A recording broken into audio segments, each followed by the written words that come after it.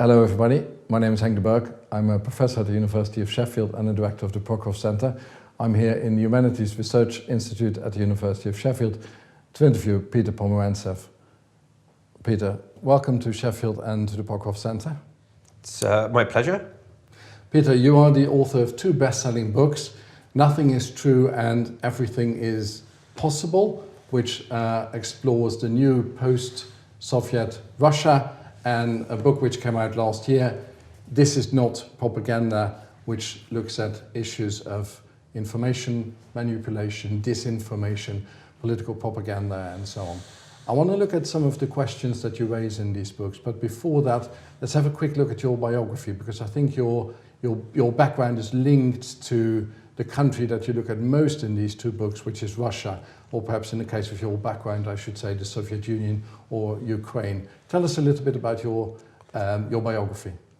Sure. I was born in 1977 in a country that doesn't exist anymore, in the Soviet Union, in Kiev.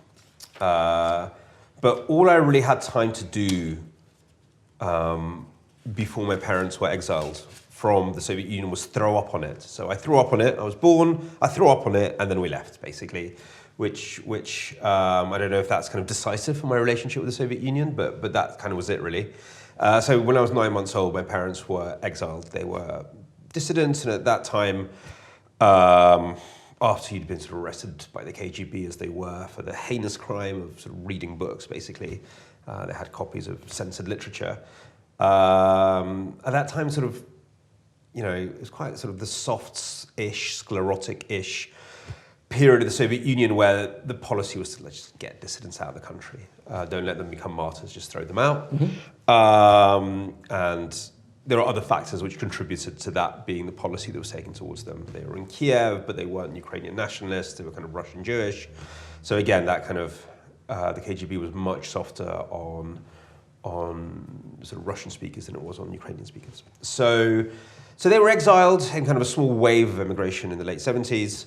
And through a series of adventures, they ended up in London. When my father worked for the BBC, I'm very much a child of the BBC World Service. It's the reason I have this strange English accent. I'm very accidentally British.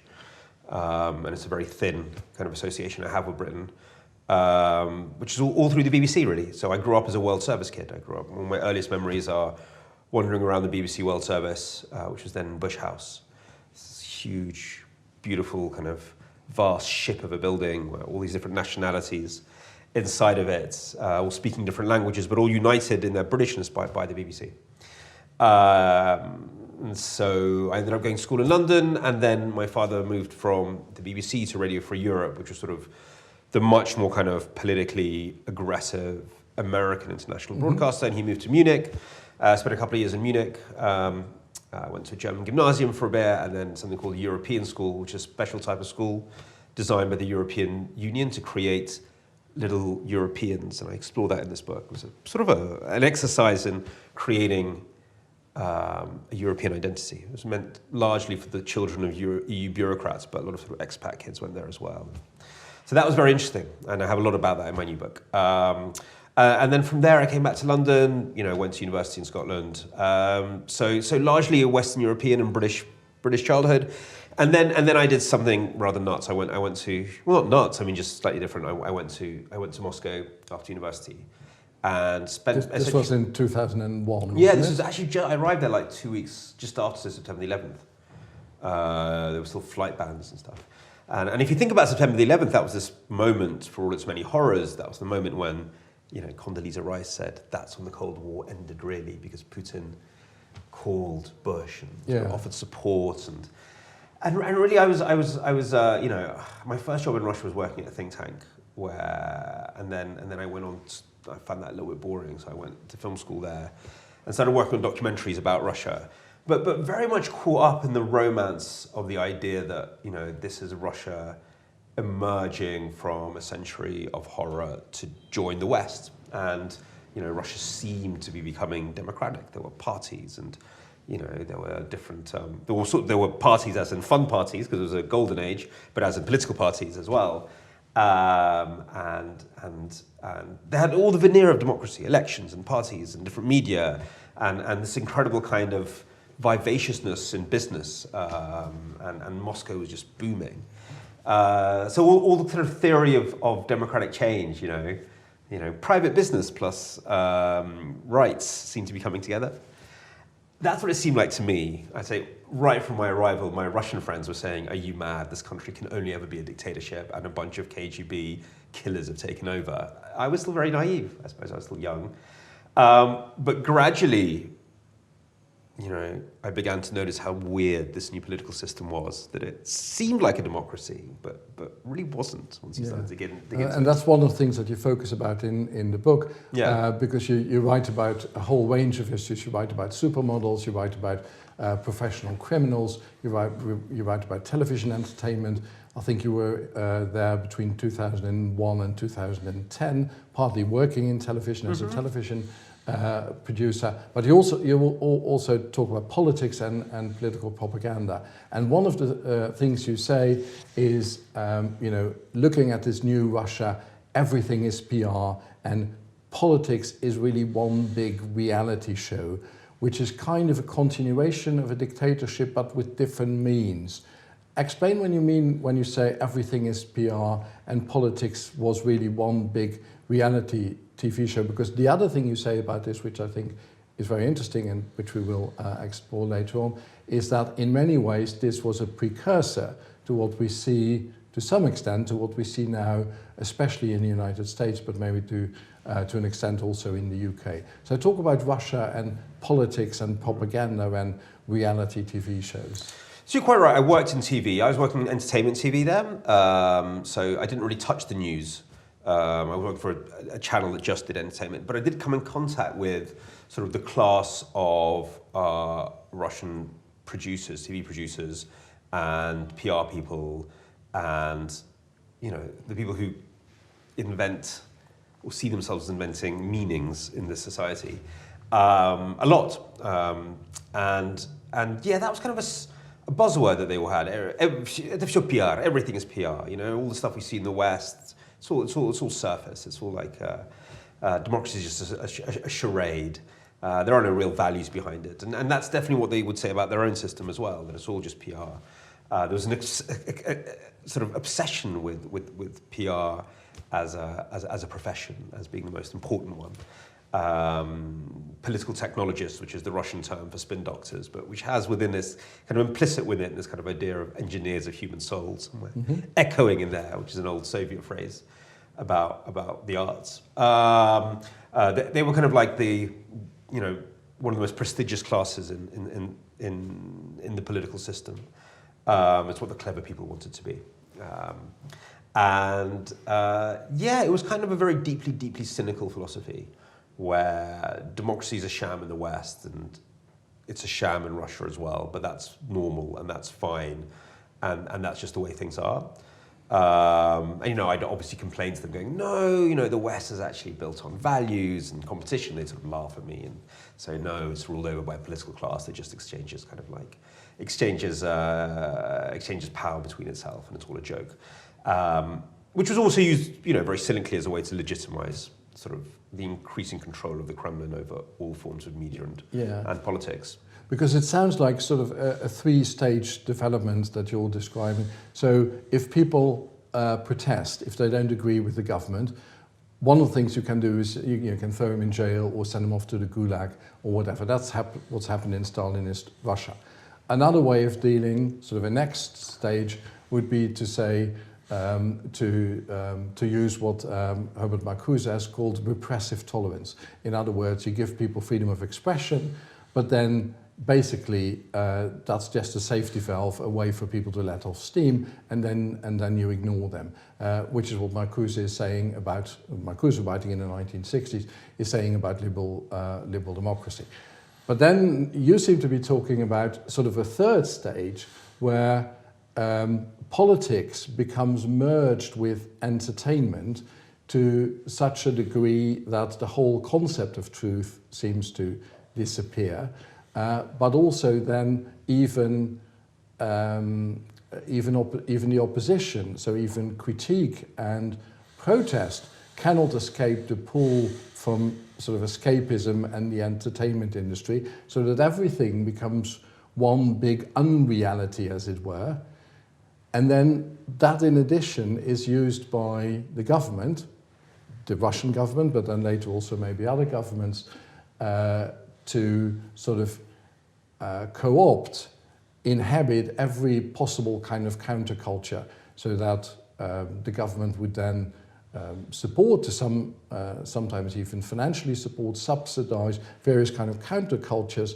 But then, of course, if everything is inhabited by the government, if the government is in everything, then there's no real counterculture left. So what the philosopher Jürgen Habermas has called bürgerliche Öffentlichkeit, a public sphere, then really becomes reduced to the government sphere, because the government is in everything. Is that sort of a fair summary? Do you see the same kind of development? Yeah, but with the added dimension that this is done openly. Mm-hmm. It is not hidden. It's not like disguised that all the political parties are actually controlled by the Kremlin. It's actually, the Kremlin, if anything, is openly manipulating and underlining its own powers of control and manipulation in order to sort of disincentivize people, sort of say, look, we're everywhere. You think there's an opposition, we're everywhere, where we have control over all of this charade. Don't even think about stepping outside of it. You can inhabit it, and there are certain rules if you do, but this is the game, and these are the contours of it.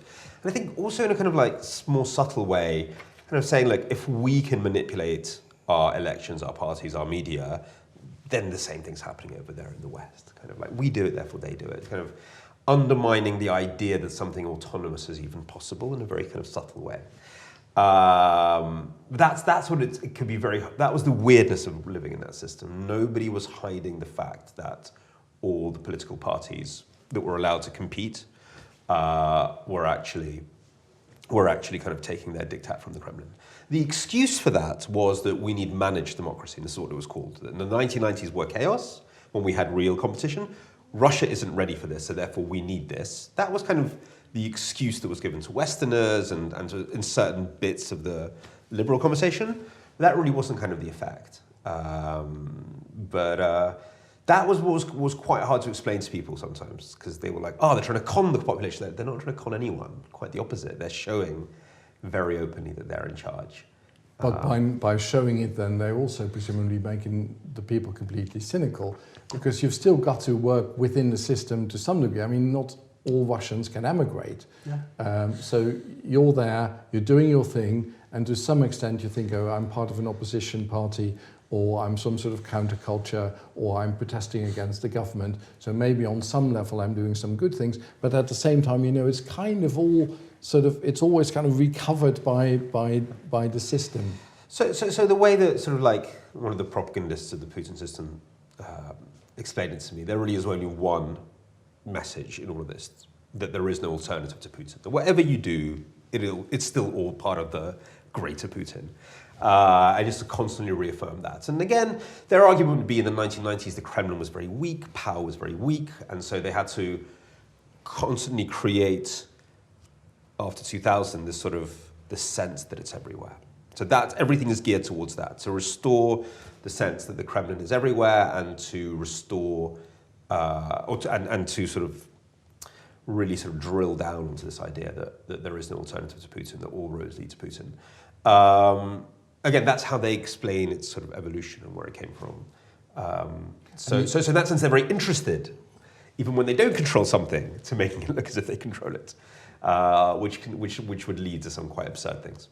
You link the development that you've just described, and other thinkers do as well, to the end of the Cold War and the demise of clear and convincing ideologies after the Cold War. So can you say a little bit more about that? Well, that's really sort of very much the territory of my second book as well, but partly my first.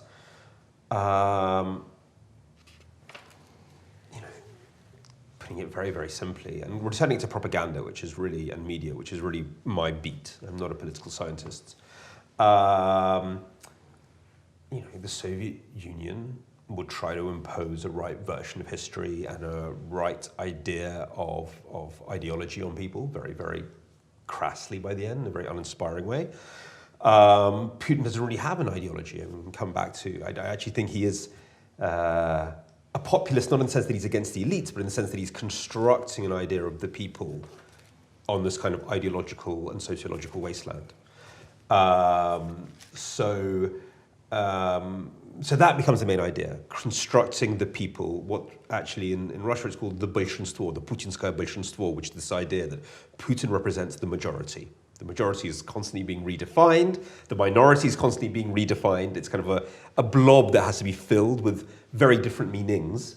But that becomes the idea, and that can be left, right, atheist, orthodox. That's constantly moving like one of these sort of hologrammatic balls that's constantly changing color. And in order to survive and flourish in the system, it actually does not help to be ideological. It helps to be able to transform yourself to being kind of, a nostalgic communist in the morning, to being kind of a business-loving globalist at lunchtime, and then being a kind of orthodox nationalist in the afternoon. And you think about the elites who've prospered, they have this ability to completely transform themselves, often within one sentence. I think the search for sort of a stable ideological meaning inside Putinism kind of misses the point. They can do an ideology for a couple of hours if they need to, but they can never maintain it, and they don't want to maintain it. So the idea also being that after the Cold War, all these ideologies are basically dead, so that you get, okay, communism predicted a glorious future and that didn't happen, but then capitalism or liberal democracy also predicted a brilliant future. And now that the Soviet Union has fallen away as the enemy, you can see some sort of unfettered, globalized capitalism, which doesn't seem to be that great either. So that the situation we're in, or rather this is the question, the atmosphere or the cultural atmosphere we're in is really one of sort of nihilism and complete relativism. It makes no difference which ideology you inhabit or adhere to. You can change your ideologies like clothes. Yeah, I mean, there's a lot of that. I mean, I think it's important to understand this word cynicism and nihilism. I think they're very different things. Nihilism is actually quite idealistic. Think about the nihilists in Russian novels in the 19th century. They have an ideology. I mean, it's kind of a black hole ideology, but they actually believe in nothing in a very powerful way. Cynicism is something else, and certainly the way that I use it in my first book, but also the way I've seen it sort of discussed, I think, by sort of like literary critics like Levinson, I think, in Russia, who's written a lot about Russian cynicism. It's the ability to play different roles. You do this in one morning and this in another morning, and then you have to do something with the right hand, nothing with the left hand. Cynicism is sort of... Sounds a bit like Marx's definition of the realm of freedom. You can go fishing in the morning and then critiquing in the afternoon. Well, or pantheism. I was talking about it. You pray at the Temple of Diana in the morning and then the Temple of Zeus in the afternoon. Or maybe the most useful one is Terminator 2. So the Soviet Union was Terminator 1, it sort of it was very like Arnie, had one face and it was robotic.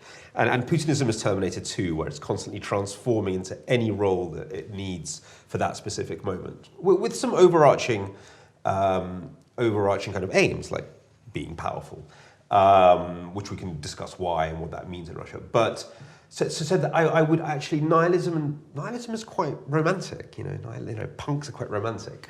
In their own kind of way. This is not that. This is, a cynic can be nihilistic in the morning and then idealistic in the afternoon. That's the trick. And then move on to something else again. So it's that liquid nature of identity that is really is the secret. But also just think about it. The people who manage to survive the rambunctious and chaotic changes in Russia over the last 30 years. Think of all the roles they've inhabited over those 30 years, and then starting right at the start in the late 1970s when they were feigning a communism that nobody believed in. So right at the start, there is no kind of moment of belief in something. They were already born into a system where you had kind of double or triple or quadruple identities. So that's not even a starting point of idealism that you can go back to. I mean, it's very, very important to understand that people who are in charge of Russia now, they kind of matured in the 70s. The people who led Perestroika matured in the 60s, which was a time of maybe the last wave of communist utopian thinking. sort of communism, socialism with the human face that dies in '68 in the invasion of Prague. But there's been very good. Think of the Soviet film stand and the Soviet science program, and there is this the last kind of burst of some sort of veneer of genuine optimism. So the people who grow up then are the people who then lead perestroika. So they're still believers. The Putin generation is very different. They grew up in the 70s and complete and utter cynicism, and they're the ones in charge now and who are not letting go. What makes me hopeful about Russia is at one point the people who grew up in 89 to 91, they need to come into power. And they have a memory of an idealism in them, because there was a genuine idealistic moment between 89 and 93, basically, which dies, I think, in 93 for various reasons. So that's, one could look at Russia in terms of these generations of cynicism and idealism. So I haven't quite abandoned hope, but it may be too late. Yeah, that's interesting. So that's Russia, and you say maybe that's a precursor of what we're experiencing currently in the West. I think in your second book, one of the chapters is called "The Future Arrived First in Russia." But let's come back to that in a moment. I want to now turn to your second book, where you also talk about some of these issues, but with a much stronger focus on propaganda, and especially the role of the internet and social media in propaganda. And you start off this second book, "This is not propaganda," interestingly enough, in the Philippines. And you look at a guy whom you designate with the letter P, and who played or claimed that he played an important role in the election of Rodrigo Duterte as president, and of course Duterte is still the president of the Philippines. Tell us a little bit about P and what he did with social media. So he's a digital propagandist who came from. Actually, his evolution is very interesting because it sort of reflects the evolution of sort of spin on social media. I mean, he started off just as a teenager still, creating these kind of very, very popular Facebook groups where people just talk about their emotions, largely. Now, Philippines, very interesting. There's two reasons I started in the Philippines. One, it went through its own pro-democracy movement in sort of the mid-1980s, which echoes the pro-democracy movements of Eastern Europe.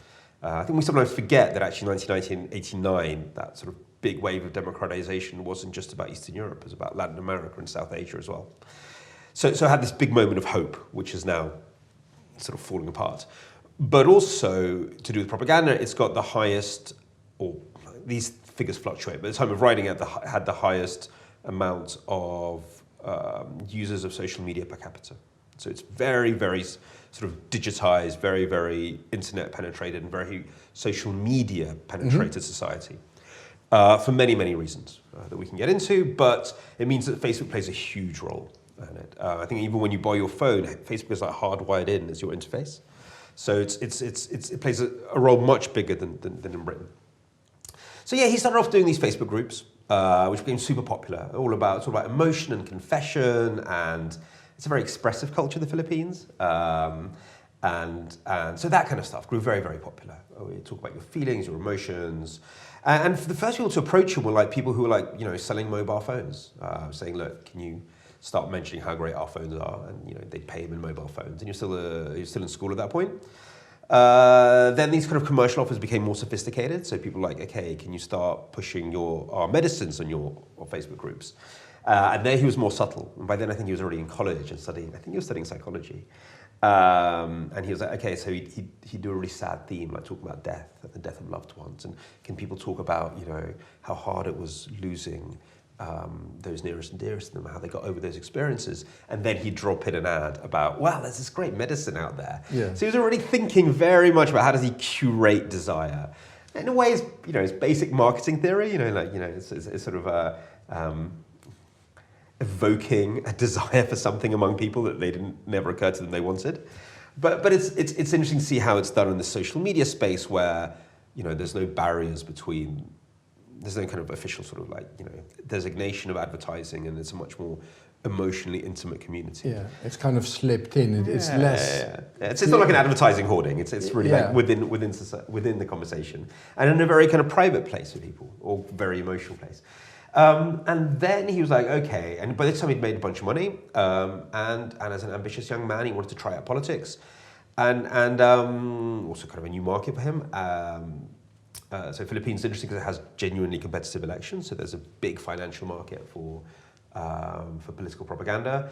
And he ended up, sort of wedded to the Duterte campaign, where Duterte at that point, he's now the president of the Philippines. At that point, he was like a sort of a very crass talking, famously violent mayor in the south of the country, who was really well known just for one thing, which was dealing with drug crime, essentially by killing anyone suspected of being associated with the drug trade, sometimes vigilante gangs. But in order to make this complete outsider more popular, the mission was to make his one agenda more relevant to more people. Now there is a problem with drug crime in the Philippines. Actually, there's a problem with crime full stop. But the idea was kind of wed crime and drug crime together. So this guy who campaigns against drug crime would be, create a demand for him. And so again, what this guy, P, who asked me not to use his name, told me was, described to me, was sort of how he set up sort of Facebook groups in different cities, which just for a long time, way in advance of the elections, so many months before the elections, which just talked about local issues in the cities. So, what's on, chit chats, latest news, and they were quite popular. He said the secret was doing it in the local dialects, because Philippines, the country's got an official, actually every island has got its own dialect. So make it as local as possible, that'll make people trust you. Build that up quite slowly, and then the administrators would start dropping in stories about crime. They were real stories about crime, but here was the twist. In the comment sections, they would start going, actually, this is a drug crime, but nobody wants to talk about it. And just get this feeling going that drug crime is everywhere, that it's a huge issue. Look, there's many ways that drug crime was pushed to the forefront of the national debate, and the problem with interviewing any of these people, from Putin's spit doctor to this guy, they always overrate or overstate their own importance. They're always propagandizing themselves. Yes. They're always speaking, talking up their role. But you see, the key is you interview lots of people and you try to get a picture out of it. Sure.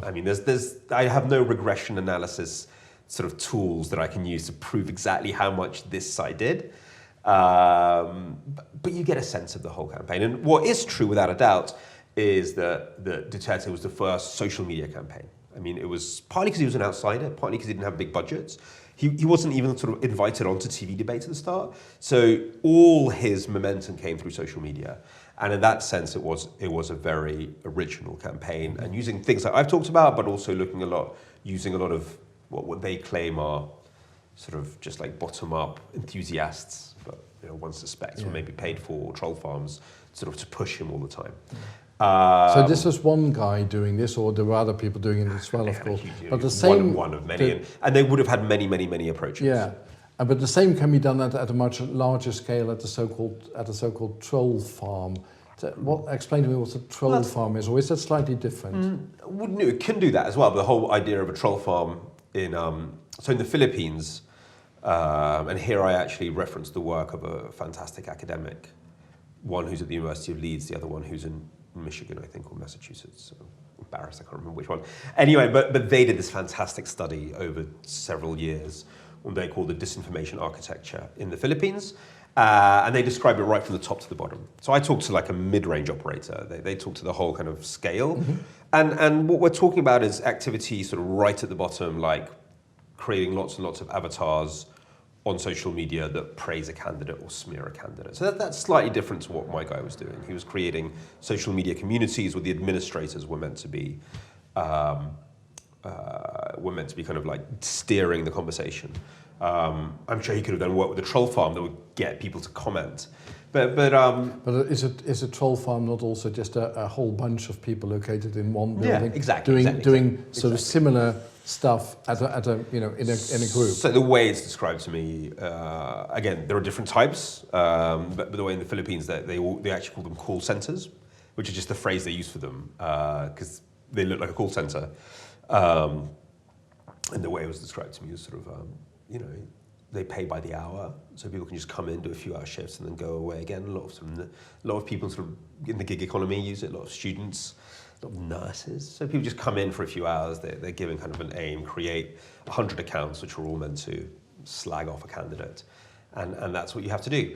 So they can be paid for, or they can be official part of campaigns. They're kind of the back door of the campaign, or, which is what these guys whose disinformation architecture study I quote talked about. I mean, they're often just like PR companies, but who have a second, slightly shadier sideline in these kind of like covert campaigns. So there's different types. Okay. Let's look at some sort of strategies, because I think that's useful, especially for people like me who are not very technologically gifted. You distinguish between bots and cyborgs and sock puppets. Yes. Explain to me what bots and cyborgs and sock puppets are and what they do. So, there is this whole kind of vocabulary that's developing around this, which often gets confused in the mainstream press. Though I think it's changing now. I think people are starting to understand much more how it works. So bots are actually just automated accounts, usually quite stupid ones, that you program, 1,000 Twitter accounts, which are all fake, to say the same thing over and over again. So you could say they're the most primitive, the most primitive ones, and usually they're really easy to spot because they're all saying the same thing at the same time. Now, bots are actually getting a lot more sophisticated, but we'll leave it at that. Then there's things like chatbots, which we all know from any kind of interaction with a corporation. When you have a complaint, you'll have a computer answer you.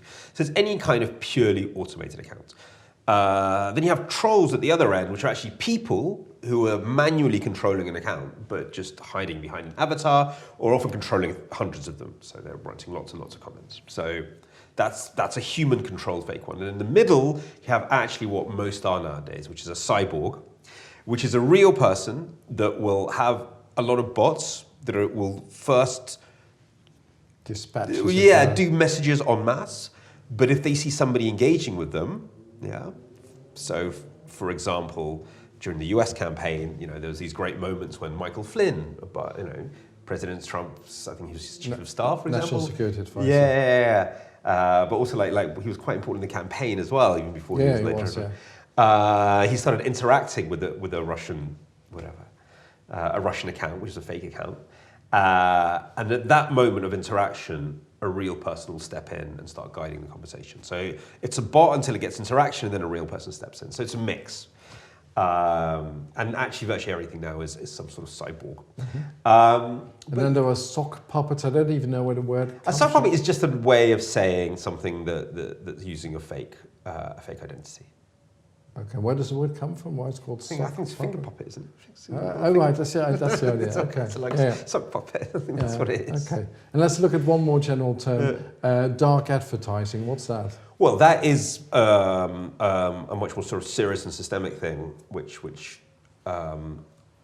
is basically ads targeted online at people where it's not clear who sent them, it's not clear why a person's been targeted, and other people can't really see what's being sent to them, and that's become, quite a prevalent. Is that another word for micro-targeting then? Well, dark ads are usually micro-targeted, but also they have this kind of association of, you can't really tell. There's a lack of transparency around them. So you can micro-target someone transparently, but I think dark ads the idea is that we don't know who else is seeing the ad, and I think it's implied you don't necessarily understand who's behind them. Though if you're going to get very detailed, that might not be the only definition of a dark ad. Okay. But so in the case of micro-targeting, then you can try and do what lots of politicians try and do, which is to try and be sort of all things to all people, and then you target different groups, but with different messages. I think that's definitely. There's always been micro-targeting. When people were doing targeted leafleting somewhere, but you can do it at scale now. You can do it very, very at scale. I was going to ask you precisely about that, because if you look at these developments, there seem to be they seem to be going on all over the place. So all nations are engaged in this, which is not a kind of relativism. I'm sure some nations are worse than others, but they're all kind of engaged in this. They all do it. But I wonder whether there's been, with the advent of the internet and social media, a kind of what old Marxists used to call ein Umschlagen von der Quantität in die Qualität. In other words, you've got a qualitative jump, a kind of tipping point where things become qualitatively different. Do you think that the internet and social media have generated that qualitative change when it comes to disinformation? Yeah, I mean, it's even tempting, and I kind of play with this in the book, to see the whole of our, all these kind of like, all these trends that we're seeing across the world actually being summoned up by the media structure. So there's, firstly, I mean, if you're a politician today, and your main way of reaching people is going to be social media, which increasingly it is. I mean, there was this tipping point when the ad spend on that became bigger than sort of television ads. And if that's going to be what you're going to be doing, then the logic of that is going to be different messages to different people, and in the middle, a very fuzzy emotion, take back control. So I interview the head of the digital Brexit campaign in the book, and he thinks you need 50 to 70 messages for a country of 30 million. So, and yeah, you want to be as fuzzy as you want in the middle, as fuzzy as possible, because Brexit was saying the most successful ad they did was about animal rights. Successful as in it got people out to vote. So that has nothing to do with immigration or NHS. Yeah. So you have to sort of tie the Explain that a bit more, because I read it in the book. I thought it was absolutely fascinating. So these were people making propaganda for Brexit, and they were targeting people who were interested in animal rights. Yeah, so the job is... So explain the link to me. Well, there isn't one, naturally. So you have to. Your job is to find what people care about, and then tie your cause to what they care about. I mean, it's a marketing approach in that sense. But so you suggest, for example, that the European Union is against animal rights. Is that because it supports. So I think there are main lines where the EU supports farmers who raise bulls for bullfighting, and the EU transports animals across, has regulations which force people who are going to slaughter animals to transport them vast distances, because they have to be slaughtered at the place they're going to be packaged, which does mean that, it's true, you do have to then transport animals over vast distances, which is often not the nicest conditions. So you take that. So what he means by successfully means add to going to vote ratio. Yeah, I mean, that doesn't mean it was the most important thing in Brexit. That was, that's probably being weaned on a misinterpretation of Henry V at school. I still think it's by far away the biggest cause of Brexit, were kind of misreadings of Shakespeare. But I mean, there are much deeper reasons, I'm trying to say. But still, because the margin was so small, maybe. I mean, you'd have to do vast analysis to try to work that out.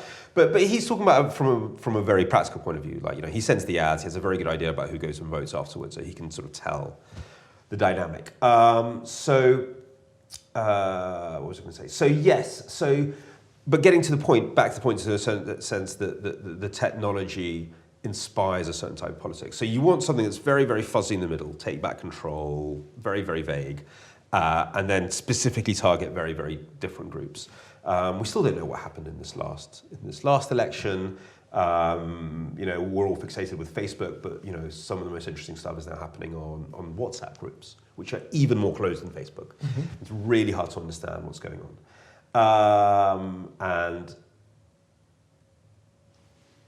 And so that builds a very non-ideological, a very kind of personality-based and feelings-based, and not on a kind of sensible arguments-based sort of politics. So that's one aspect. But there's other things as well which I think are very important. I mean, the sort of speech and behavior that's rewarded online, so that gets more likes and shares, is one that plays in sort of group identity, sort of the logic of social media, and it wasn't the internet to start off with, it's the social media logic, is one that encourages taking more and more extreme positions, more and more radicalized positions. That's what just gets you more likes and shares. We see it all the time. The most polarizing material, which builds strong in-out group identities, is the one that does best. Due to group polarization theory, I think there's been lots of sort of theorizing about why this happens from before the internet. That's just how people behave in groups. Yeah. So that already pushes towards a more polarized politics, more polarized language, towards what we think of as populism. You could say that a lot of our kind of current politics, the polarization, the what's known as populism, the fuzzy, emotional, often angry censor, and lack of detail, is all a product of the technology. I mean, I don't fully agree with that. but definitely there's a strong case to be made that it plays a very, very large part. And 2006, the moment when social media and smartphones become ubiquitous is also a moment where there's a tipping point. And also the countries that are super digitized have more of this. So,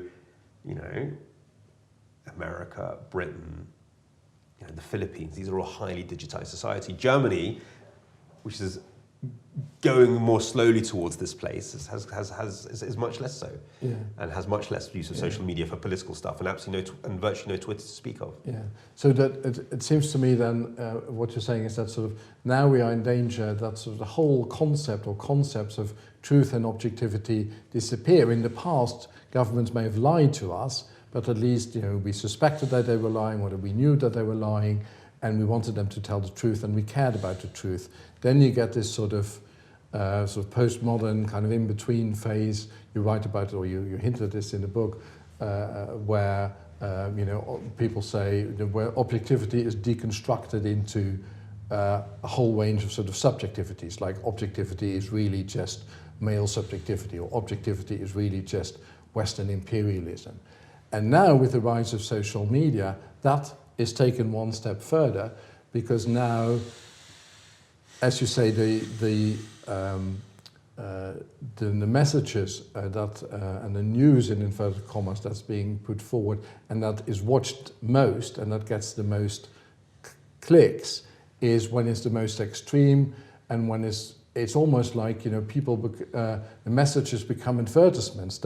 So the subjectivity itself becomes almost like an advertisement or a kind of self-advertisement, and the more extreme that is, the more likes you get, the more clicks you get, and so on. So that even the notion of subjectivity almost disappears, there's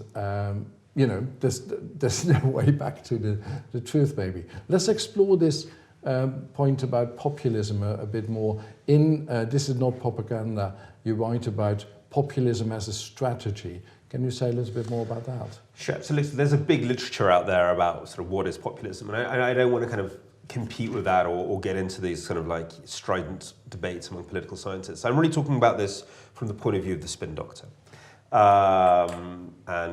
And that's what I look at. So I'm looking at the people who construct an idea of the people, whether in campaigns, and then I look at Islamism as well, in terms of political Islamism. And it's strikingly similar. So they're all dealing with a landscape where old ideologies have gone, where left and right aren't really operating systems anymore that are of any great use. We talked about that at the beginning of the interview, so the demise of clear and convincing ideologies. Which I think we saw already very clearly in Russia in the early 1990s. Yes. And so their need is to put together new political identities. So not identity politics in the American sense, but your goal is to construct new political identities, which is done around the idea of constructing the ummah, the people, and so on. And you see people who think about these things really coming to this from very different places. You see Islamists coming to it from their own place. And actually, we're talking Sheffield, and my hero, who's a kind of reformed political Islamist, is one who comes from Sheffield. But really talking about very similar things to what the guy who was Putin's spin doctor talks about, this sort of wasteland where these young people don't feel any loyalty to England, feel very lost. There's no left or right anymore. So he's in the 90s as well. And so political Islam comes in and gives a new sense of identity and community and an idea of the people, which remarkably echoes what spin doctors in Russia are talking about in the 1990s. And of course, at the same time, you do have some political theorists, especially on the left, talking about as populism as a strategy. So Mouffe and Laclau, who are these kind of pioneering thinkers about populism, coming in from a left perspective, who are now incredibly fashionable amongst were very fashionable some of the Corbyn groups, but Podemos definitely, and maybe partly in America as well, I don't know. So you have leftist thinkers going, okay, actually the old left and right thing doesn't work, we can't be pure Marxist anymore, we have to have other ways of putting together the people versus the financial elites, the government, the establishment, and stuff like that. So you have all these people coming from different directions, all kind of coming to the same conclusions. And we're talking really about sort of strategies. So I'm not really looking at populism as sort of some sort of sustainable ideology. I'm looking at this, what I call pop-up populism. Sure. And it can be, and it's constantly moving around. It was very interesting looking at Brexit and then the 2017 election that I covered. Was it 17? Yeah, the 2017 election where, you know, you had one idea of the people morphing into the idea of the many, which worked a little bit for the Corbyn people for a short while. Yeah, the slogan, for the many, not the few. Exactly, and it worked very well because that many included so many different groups. And it worked as long as it was amorphous. The moment it tried to be ideological, it collapsed entirely. And the moment they started ignoring the polling, it collapsed entirely. For this to work, you have to be very audience-driven. You have to be constantly listening. What are the desires? What are the grievances in society? And it's your job to sort of tie them together, which I think enough people within the Tory campaign machine worked out. I remember talking to a friend of mine who was very proud of a New Statesman cover. I don't remember, it was a couple of months ago, about how the Tory party sort of showed a picture of sort of like Churchill, Thatcher, Cameron, and then Johnson at the bottom, and each getting smaller, kind of showing how Tory ideology had shrunk and how it used to be a whole set of ideas and just become Johnson. And this was meant as an insult. And I remember telling my friend, I think he works in the magazine, I was like, you've got this completely the wrong way around. They're going to be successful because they have no ideology. You know, this is their strength. They've worked out, especially sort of the people who run their campaigns have worked out that ideologically will kill you. So the idea being that populism, tell me if I'm wrong, the idea being that populism is almost like kind of an empty shell which conjures up or evokes things such as the people or the Volk as the Nazis did, or Britain or America, you know, make America great again, and so on. So that all these disparate people, you want to unite them in some way, but you don't really have a clear ideology anymore. So you gather them together under this rather vague banner. That's the idea. Yeah, and it falls apart again. So it's really interesting to, and you have to recreate it for every election. So Das Volk, I think, was probably a little bit more steadier, that there were so many echoes between now and the 1930s. But it feels something a little more stable because it's racial. You know, it's that there is kind of a line there that they're talking about. Well, here I think you have to be even more supple than that. I mean, Trump, without a doubt, has sort of gone way beyond dog whistling to ethnic nationalists. But if you listen to his speeches now, you know, black people love me, Hispanics love me. He can put on that face as well. You know, he can go and hang out with Kanye West. Yeah. So I mean, you know, if he feels he needs that 2% of voters. But I've always thought that that's an interesting parallel actually with National Socialism, because Hitler also was very good at, so he would talk to the workers, or before he came to power, he would talk about workers' powers and, you know, how capitalism was bad and financial capitalism was even worse, and so on. But then the moment he realized, okay, now I really need the support of big business, then he would sort of turn that off, and then he would talk to them in a very different way. So the kind of hopping, as it were, jumping from target group to target group, which is something that Hitler did, and Trump is doing the same thing, precisely because now I need black people, or now I need gay people. So I'm going to say that, you know, maybe I Donald Trump would vote for a gay candidate as well, and that kind of maybe links into what we were talking about earlier, which is sort of people's, I don't know, cynicism or lack of ideology, that they're actually then, you know, they go from moment to moment, and at different moments they're willing to buy in to different ideological or semi-ideological offers.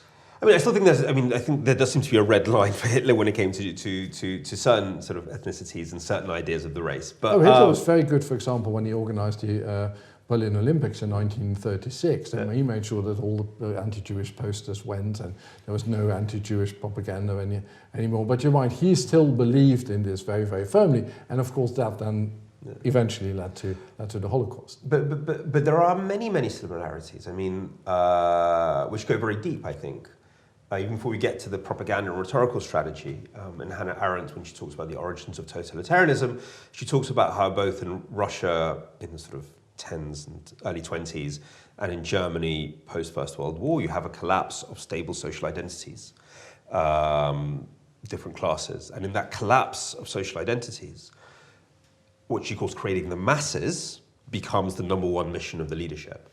Your title, Nothing is True and Everything is Possible, is an allusion to the bit in Hannah Arendt in The Origins of Totalitarianism. Actually, unconsciously. I was actually thinking of Dostoevsky, but there you go. I think I may well have read Arendt's at university, and it kind of stood, and it sort of sat there somewhere. But it wasn't a conscious quote, which just shows even more how similar it is, because I wasn't making a conscious parallel with her. But yes, it was later pointed out to me, and I obviously it was a text that I would have covered at university. But going back and rereading it was so interesting. Was this is exactly what sociologists and spin doctors tell me now. So, talking about Britain, for example, it's not all in the book, but I've done it a lot for separate sort of articles and various radio programs. I've talked to a lot of pollsters and sociologists, and it used to be very easy for them to define the different social categories. You know, you see left, right, working class, you know, a bit of regional. Then in the 90s it got harder, because society was starting to move around a little bit, and so you had these things like Worcester woman, Mondeo man, trying to define people by their desires for commercial goods, which kind of was our life in the 1990s, you know. Life as sort of unfettered, joyful capitalism. But that doesn't really define who you vote for anymore either. You know, you have, that's broken as well. You can have, the fact that someone's a Mondeo man really doesn't mean are they Brexit or Remain. And so the social categories have gone. And there's just this endless search. Is it psychographic categories? Is it psychological ones? Is it, I've been inside of various kind of like polling agencies, and they're trying to build these kind of complex models of how you identify somebody in society. Then another very simple one is social media groups. At least you've got somebody there in a social media group, and you know that they are then defined by the fact that they're into animal rights or into, white chocolate or something. It could be something tiny, or they're left-handers.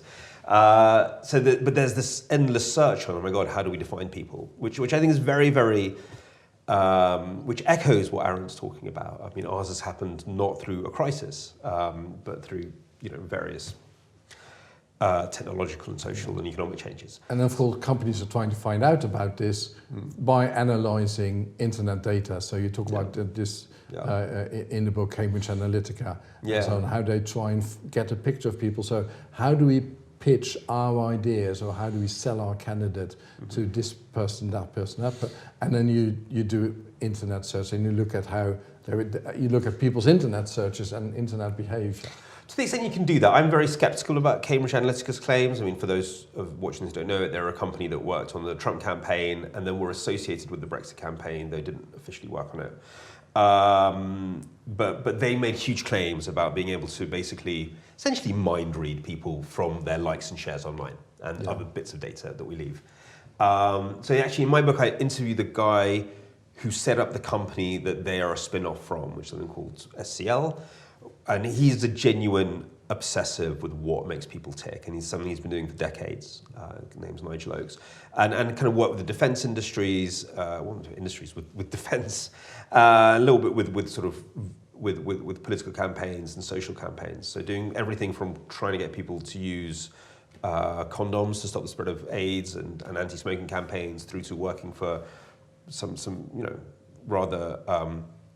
I was going to say malodorous political movements across the world, through to doing bits and bobs with defence.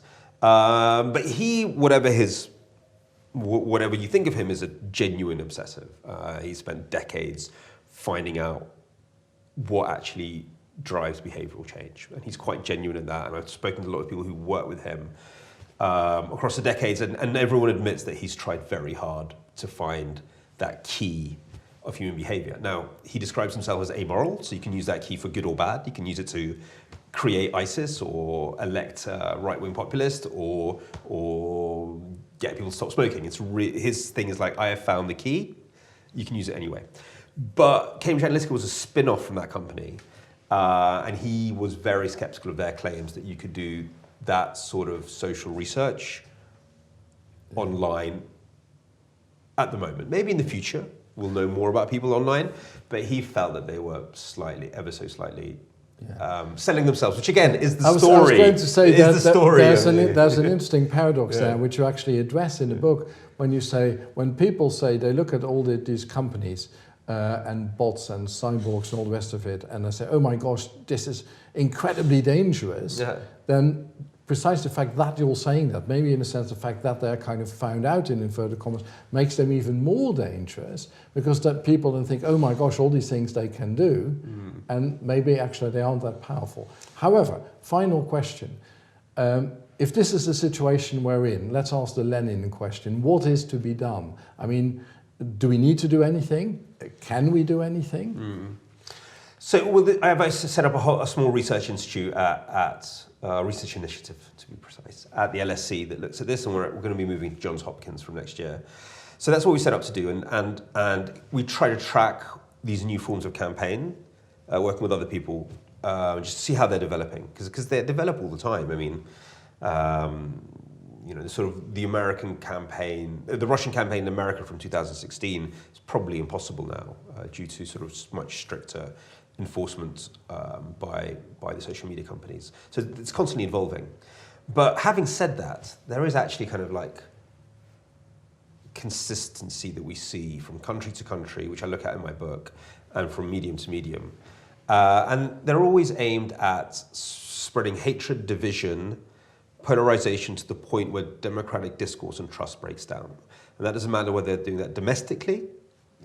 I look at Serbia, look at Russia, I look at places in Latin America and South Asia. That's always the aim. It's not hegemonic control. It's, it spreads so much disinformation that people stop trusting each other, break down that kind of, you mentioned Habermas, that hope for a deliberative one nation debate. That's always the aim. And very similar technologies are used, but also very similar rhetoric. So conspiracy theories, us and them rhetoric and stuff like that. So really we have to think about two things. I think about in terms of regulation, how do we clean up this mess? And I don't think I think we're moving towards that very fast. So there's an online harms bill that has come out in Britain, which is going to be going through Parliament very soon. There's the EU Audiovisual Directive that's coming out. That's all going to be big steps in trying to regulate this. And I think that has all to be about empowering the individual to understand how the information environment around them is shaped. So I think this kind of covert activity of bots and trolls and cyborgs, I think it should be made illegal. I don't think you should be able to do this kind of covert campaign. You can do any kind of campaign, but we have to know who's behind it, and whether what we're seeing online is organic or a person. Anonymity is fine. That's not the problem. It's sort of mass coordinated, inauthentic campaigns. When it comes to targeting, I think targeting in and of itself is fine. I think we just have to know who's behind the targeting. And if you see one ad from a campaign, you have to know all their other ads at the same time. So people can't do this kind of like one message over here and one message over here thing. So just a much more transparent information environment. I think we need public oversight of algorithms. So there's accountability about how they're run. So when you're on Facebook, why do you see one thing and not another? When you are on Google and type something in, why is giving you one thing and not the other? Public oversight of algorithms, and maybe some stipulation that the way they curate their material is in line with public service values. So, if you type in Syria, you don't just get like a pile of lies and disinformation and campaigns from various political forces. You'd actually get something that's curated. You sound quite optimistic that will happen. Don't you think that, lots of people, both sort of saying authentically and inauthentically, look, this is against free speech? So that isn't against free speech. So against free speech is trying to take down content. So I don't think we can do much about that. If the content's not illegal, as in like it's not child porn or terrorism or murder. So that you could then still have the lies about Syria. Yeah, but it'll be sort of curated. You'll have a mix of material. It wouldn't be gamed because at the moment it's gamed. But the free speech person would say, well, this does sound a little bit worrying. So, there's free speech. We're just going to curate it. No, but we'll have oversight of it. So it'll be publicly how it's curated. So we'd know. At the moment, it's in a black box. We meaning? Society. We'd have public oversight. We'd have a regulator that opens up the companies and say, how are you doing this? What are the values? What are the results of it? So we'd have public oversight. So that person could go, well, I don't like the way this is being curated, and I'm going to go and set up my own search engine. I mean, that's fine. The point is there has to be enough openness about us to make that judgment. So at the moment, you have the Donald Trump team saying that 2020 elections are already rigged because Google is pushing liberal news up and conservative down. And the simple fact is we don't know. We have to have oversight of this. So Google already say that they curate stuff in line of public service stuff, but we don't know. They already say they will prioritize reliable sources. We don't know what they mean by reliable sources. We don't know how it's done. So at the moment we're in that space where people can go, it's all being manipulated. So that has to be torn open. These are, at the end of the day, private companies. They can organize things as they want, but then we'll know how they're organizing. So that's what needs to change in terms of regulation. No, I think in terms of taking content down, I think that's virtually impossible. And sadly, a lot of the regulation has gone towards that. Let's take down lies. It's just like, what? Who's defining the lie? What is, where's the transparency around the takedowns? So no, I think that's impossible. I think there's going to be a lot of, if people choose to be Nazis, that's kind of up to them.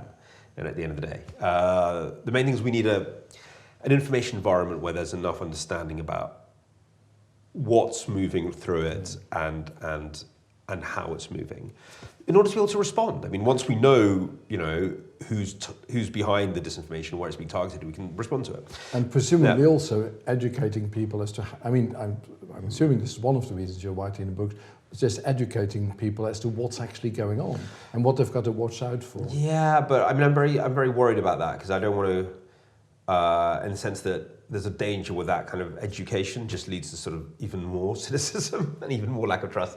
So the education we need is one that has kind of trust building and dialogue built into it. And there are much cleverer people than I who think about it. How do you teach people to be critical without them becoming cynical is the tough bit. I don't think you can be critical about something which is a black box. The internet has to be interpretable for us to be able to have any kind of criticism, to critique it. At the moment, it's just a black box, which I think that feeds the cynicism. People still have to do the critiquing. So I'm not saying we should critique. Enlightenment person, if you will. But I think without some sort of education of people, you can offer them as much openness if you want to. I mean, at the moment, it's already possible. You just, you can watch different channels. You watch CNN, Fox, RT, and do some comparing. You can read newspapers as well as just doing on, the Washington Post or whatever. And lots of people aren't doing it. Yeah. And that's where I get to the next point, which is I think we need kind of a new generation of media whose job it is to reach alienated audiences and whose job is to create that kind of plural and full and fair and free, but actually at the end of the day sort of like coherent and common discourse, which used to be, we thought would just happen a priori if we just had a bunch of pluralistic media and we could compare them, or we had a public service media that united the different groups in society. That whole model kind of worked when you had a very limited amount of media. It doesn't work in the new age. So I think we need a new iteration of media that gets up in the morning thinking not how I rile up my own side, which even quality media does, as an editorially quality media. We see this in America where, I'm not making a qualitative comparison between Fox and, let's say, MSNBC. But without a doubt, MSNBC is trying to rile up their own supporters. It's still very, very tribal. It still plays into this us and them kind of logic. So we need media that get up in the morning, especially in the digital space, and go, okay, not how do I get likes and shares the easiest, which is being as partisan as possible, but how do I reach the other side? Or actually, how much do I know about the other side? Are they that other sidey? Which is still the kind of the spirit that something like the BBC was created in, but the BBC still thinks in a very broadcast model. So digital model is just slightly different, which probably mean prioritizing effects over content, in the sense that it's by thinking of the effect of what we're creating. Does that stimulate an evidence-driven civil conversation, rather than trying to find the ideal balance within the program? So it's, am I actually managed to get these two different sides of society to think about this content in ways that are in line with these kind of public service attitudes? I mean, I don't think we can, you mentioned objectivity and truth, I don't think we can return to the idea of a sort of 7 p.m. Peter Sissons type of TV presenter, sort of saying, this is the news, this is the truth, this is objectivity, the state of the world. This is objectivity. I mean, I think that's fallen apart for many, many, many, many, many reasons. So I think we have to, but I haven't let go of those ideals. I think we have to think of them as types of conversation that we can generate. And again, that's measurable. We can strive towards that. It does mean not making money off it, though. So it'll probably have to be fostered in some sort of non-commercial model. Yeah. That'll be a very, very tough challenge in today's world, I think. I hope that'll happen. I think in Britain it's feasible because we have that tradition. So the BBC was already a way of thinking about this stuff. Still, yes. Yeah, so yes, exactly. So I think that's not inimical to British thinking.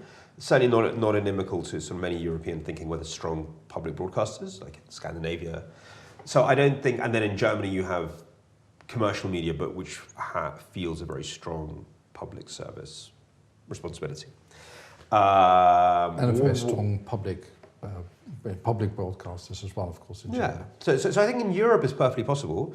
It's just about stimulating that and supporting it. And no, I think that's not inimical to European thinking. The place where you hit the wall is America, because they still believe in wonderful metaphors like the marketplace of ideas, which is a metaphor which has sustained thinking about information and media, but which just might not be true anymore. I mean, just the way it sort of turned out, surprise, surprise, that financial markets could really easily be rigged. Information markets can now be rigged to such an extent that it's completely unclear whether the marketplace model is particularly relevant anymore. Or that metaphor, it's not really a model, it's a metaphor, whether that metaphor is still coherent. But so much of this is, America is so important for so many reasons that if you can't convince America that they need some other approach, the rest of us suffer in a bad way. I hope that all this will happen. I have to say, there are people who get it in America. I've met people who completely get it, but it's just a case of how do you push through this kind of mental block? Yeah. I think about 10, 15, 20 years ago, I thought that, Habermas's idea of the public sphere was sort of very idealistic, and now I think actually it's a really good concept that we need to work towards. I think, look, in terms of the academic thinking, we have to think again, where is the boundary between public and private? I mean, I still think that the ideals of what he's talking about again, they're kind of implied in a lot of our political models, that we have evidence-based decision-making based on deliberative debate. I mean, it's kind of, implied in so much of what we do, or that we have enough of it for us to have a certain model and a certain amount of consensus about things. So I think even if, without getting into the sort of the idealism of Habermas, a lot of that is built into how our societies are meant to work. But again, I think that there's a lot of going back to the drawing board. I mean, what is the boundary between the public and the private now? I mean, on social media, it's completely unclear. So there's some sort of new agreement that's necessary. How do we, in a way, we can define deliberative debate much more now on social media. We can see the sort of the patterns of discourse on social media, whether they're always necessarily indicative of all of society is unclear. Sometimes, people mistake Twitter for the real world. But still, we have much more data to work with, which could be used for good. Let's hope that will happen, Peter. I'm getting too optimistic for you. No, not at all. I just hope you're right. Peter Pomerantsev, thank you very much for doing this interview.